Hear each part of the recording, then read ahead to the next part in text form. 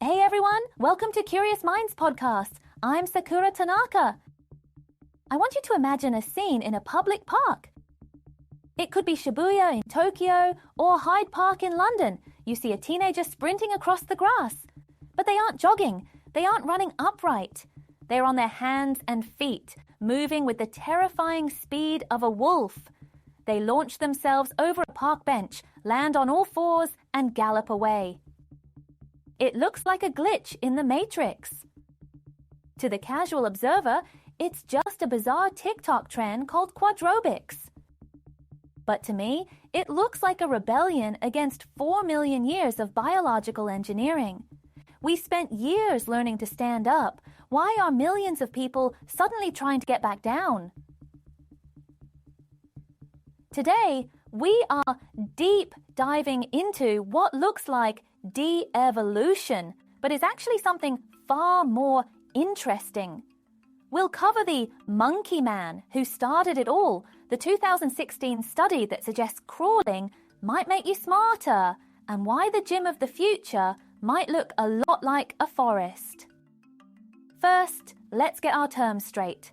What is quadrobics? A lot of people confuse it with calisthenics, but they are fundamentally different. Calisthenics. Think push-ups. Pull-ups is designed for the human body structure. It's usually linear and static. Quadrobics is the practice of moving on all four limbs to mimic animal gaits, trotting, cantering, and galloping. It combines elements of aerobics with animal locomotion. It's not just doing a bear crawl in a CrossFit class. It's high-speed, high-impact movement that forces your body to function like a quadruped. Why did we go from 4 to 2? To understand why this is so shocking, we have to look at why we stood up in the first place. Roughly 4 million years ago, our ancestors made a trade-off called bipedalism. Why? 2 main reasons. First, thermoregulation. Standing up meant less sun hitting our backs on the hot savanna. But the big reason was energy efficiency. Comparative studies indicate that humans walking on 2 legs use roughly 1/4 of the energy that chimpanzees use. When knuckle walking on 4, we stood up to save fuel. We became the hybrid cars of the primate world. Now, why return to 4? So, if standing up is so efficient, why is the world getting back down? Because we don't need to save energy anymore. We have too much of it. By returning to all fours, quadrubists are intentionally becoming inefficient to burn massive amounts of calories, and the numbers are staggering. On TikTok, hashtags like Quadrobics have racked up billions of views. While it's huge in the US and UK, the craze has hit specific cultural flashpoints. In Russia, it exploded into a subculture so visible that it caused a moral panic with politicians, debating bans on quadrobers who wear masks and tails in public. For some, it's performance art. For others, identity play. And for many, it's just movement without permission. It's becoming a global signal of digital rebellion. Now, you might wonder why I have a personal interest in this. It's because the godfather of this movement is from my home country, Japan. His name is Kenichi Ito, known as the Monkey Man. For 9 years, he studied the African patas monkey. He was so dedicated that he worked as a janitor just so he could scrub floors on all fours to train. In 2015, he set a Guinness World Record, running 100 meters on all fours in 15.71 seconds.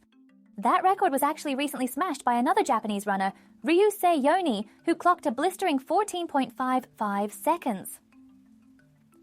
So while the trend is global, the technique was perfected in Tokyo. But here is the research that really caught my attention. This isn't just physical, it's neurological. A 2016 study published in Human Movement Science looked at quadrupedal movement training. They found that after just 4 weeks of crawling training, participants didn't just get stronger. They showed significant improvements in cognitive flexibility. the brain's ability to switch between tasks. Why? Because walking on 2 legs is autopilot for your brain. But moving on 4 requires cross-lateral coordination, simultaneously moving your right hand and left foot. Then left hand and right foot. It forces the brain to remap the body in space.